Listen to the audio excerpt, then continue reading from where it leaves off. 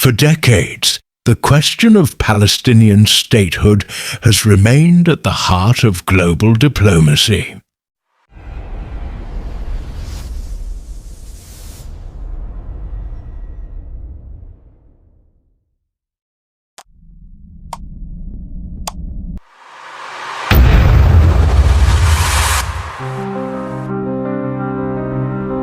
From the aftermath of the Nakba in 1948 to the bloody cycles of conflict and failed peace talks, the dream of an independent Palestinian state has endured through wars, occupations, and shifting geopolitics. In 2025, that dream is once again standing at the world's podium. This time, backed by an unprecedented wave of support at the United Nations. This documentary explores how the tide is turning, what has recently changed, who is supporting Palestine's bid for recognition, who is resisting it, and what this moment could mean for the future of the Middle East. We will examine history, law, politics, and human stories, all converging at one pivotal moment. For more than 75 years, the question of Palestine has haunted the chambers of the United Nations. From the ashes of the Nakba in 1948, when hundreds of thousands of Palestinians were expelled from their homes, to the endless cycles of wars, uprisings, and peace talks that never materialized. The Palestinian dream of an independent homeland has endured like an echo through generations. Today, in 2025, that echo has grown louder than ever. At the heart of New York City, inside the towering marble halls of the UN General Assembly, the world has witnessed a political earthquake, a decisive vote in favor of Palestine's statehood, known as the New York Declaration. This is not just another resolution. It represents decades of frustration boiling over, decades of promises broken, and decades of human suffering under occupation. Also reflects something new, a historic shift in global sentiment. Once considered a distant or controversial cause, Palestinian statehood has now become a rallying cry for much of the global South and even parts of the West. The purpose of this documentary is to walk through the full story. How we got here, what the new resolution means, who stands for it, who stands against it, and how it could reshape the map of the Middle East forever. We will go deep into the history, explore the mechanics of international law, understand the players on all sides, and listen to the voices of ordinary people who have lived this struggle every single day. Because this is not just about politics, it's about human lives and the quest for dignity and nationhood.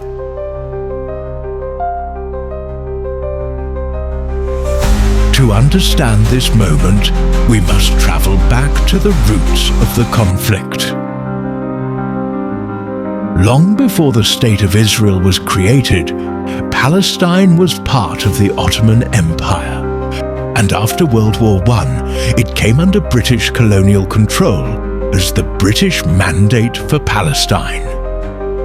Tensions between Jewish and Arab communities escalated throughout the 1920s and 1930s as Jewish immigration rose, driven by persecution in Europe. In 1947, the United Nations proposed a partition plan, dividing the land into two states, one Jewish and one Arab. Jewish leaders accepted it, but Arab leaders rejected it as unjust. The following year, in 1948, Israel declared independence, sparking the Arab-Israeli War. More than 700,000 Palestinians fled or were expelled. The Nakba, or catastrophe, which remains seared into Palestinian collective memory. After the Six-Day War in 1967, Israel captured Gaza, the West Bank and East Jerusalem, territories now central to the two-state debate.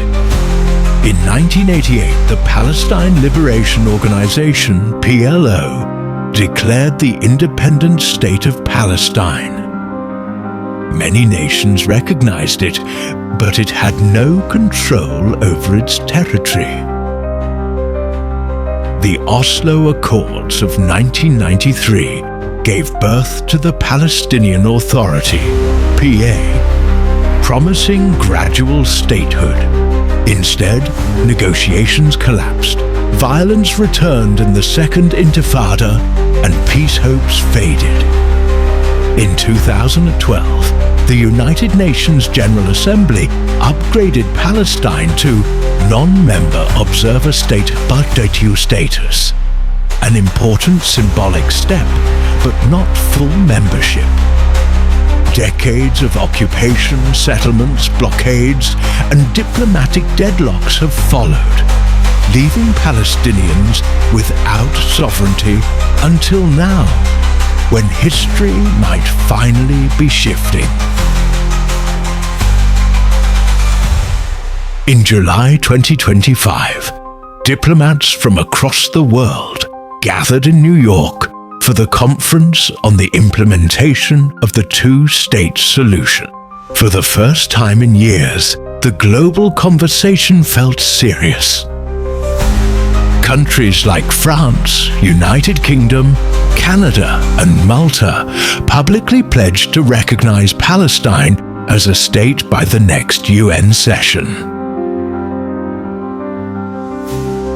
They set conditions: disarmament of Hamas, reforms inside the Palestinian Authority, and international guarantees for Israel's security. 2 months later, on September 12th, the United Nations General Assembly voted on the New York Declaration. The result was staggering. 142 nations voted yes, only 10 voted no, and 12 abstained.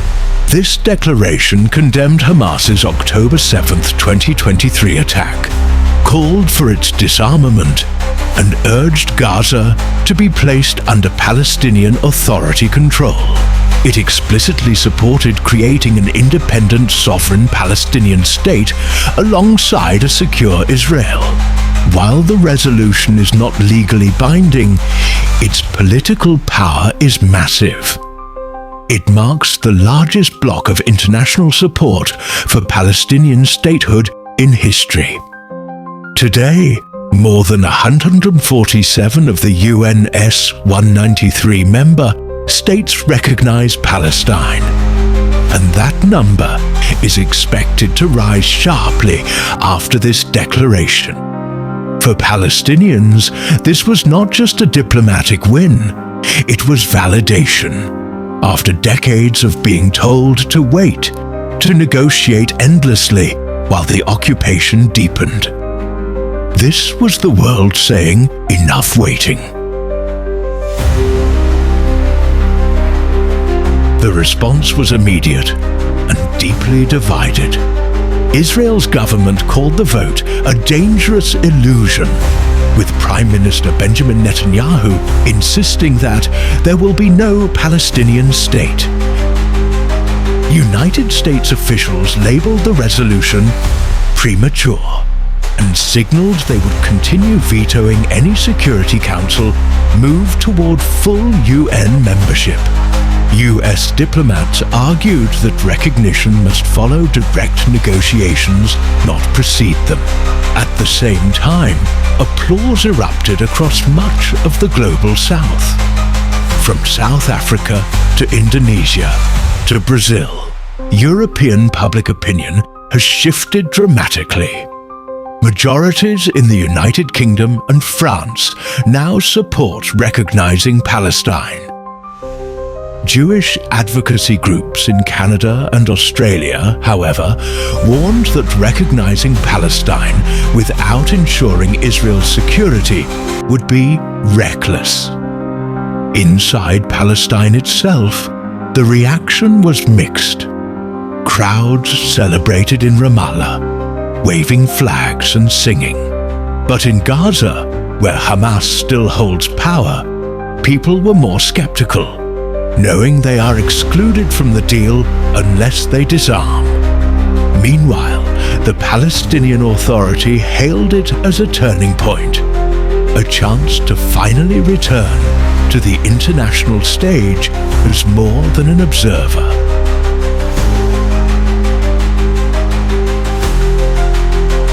Symbolic recognition is one thing, full membership is another. To become a full UN member state, Palestine must submit a formal application to the United Nations Secretary-General, win 9 of 15 votes in the United Nations Security Council, and then gain approval from 2/3 of the United Nations General Assembly. Any permanent Security Council member, especially the United States, can veto it. This veto has blocked Palestine's past attempts. Even if recognition surges, legal sovereignty remains fragile, without actual control over territory, borders, and governance. The West Bank is fragmented by Israeli settlements and checkpoints. Gaza is under blockade. The Palestinian Authority has limited authority and struggles with corruption accusations, while Hamas refuses to disarm. These internal divisions are major obstacles. Then there is the question of enforcement. The New York Declaration is non-binding. It cannot force Israel to withdraw or grant independence. It carries political weight, but no legal teeth.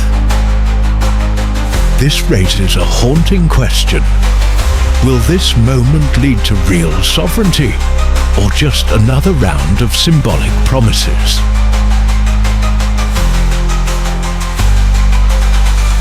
In the weeks after the vote, the movement accelerated. The United Kingdom announced it may recognize Palestine within months. Lawmakers in the United States introduced a Senate resolution supporting a demilitarized Palestinian state alongside a secure Israel. Japan confirmed it would not recognize Palestine yet, citing its alliance with the US and the need for security guarantees. Meanwhile, France, Malta, and Spain are drafting joint recognition statements. The diplomatic domino effect has begun. After decades of isolation, Palestine is being spoken of as a state in waiting, not a problem to be managed. At the same time, opposition is intensifying. Israel has warned of cutting ties with any nation that recognizes Palestine, and some US lawmakers are threatening funding cuts to the United Nations. The tension is escalating, a sign of just how high the stakes have become.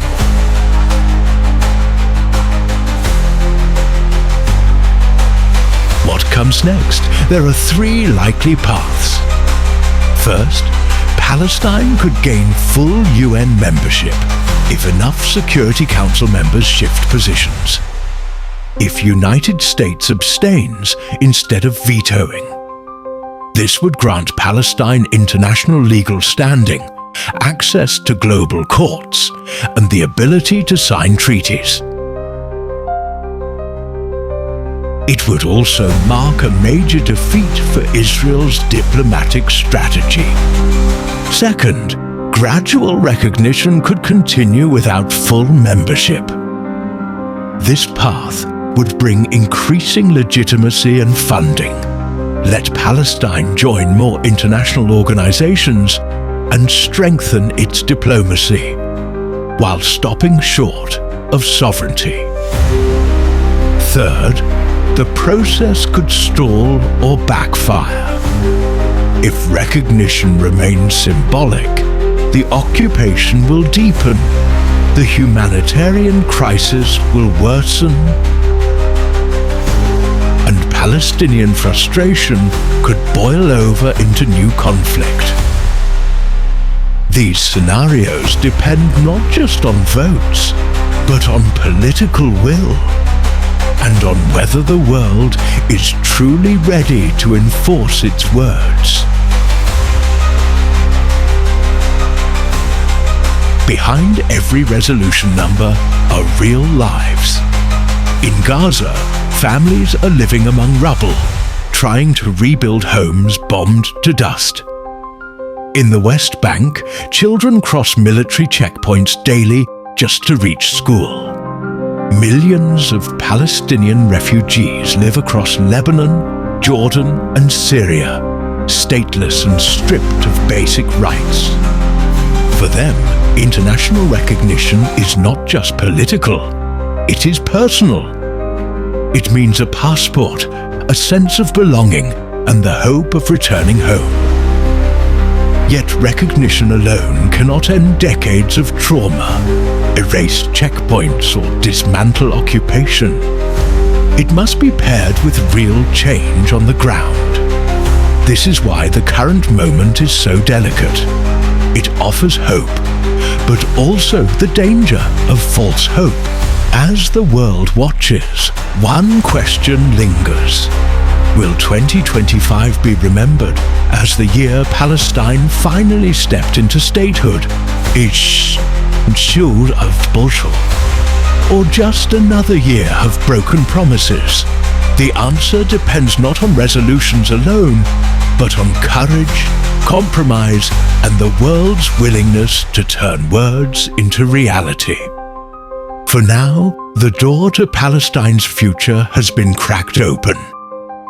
Whether it stays open or slams shut again will define not only Palestine's fate, but the moral credibility of the international order itself.